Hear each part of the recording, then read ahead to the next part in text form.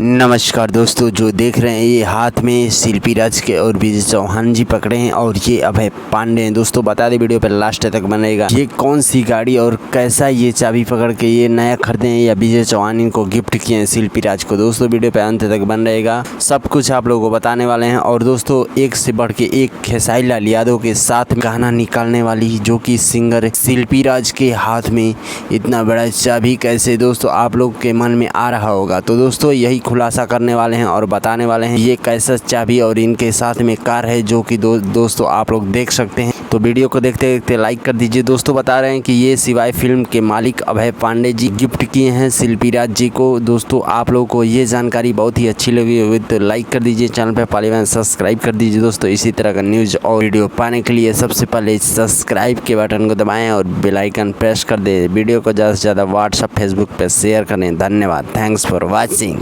और दोस्तों ये सबसे पहले आप लोगों को जानकारी दिए, वीडियो को ज़रूर शेयर कीजिए।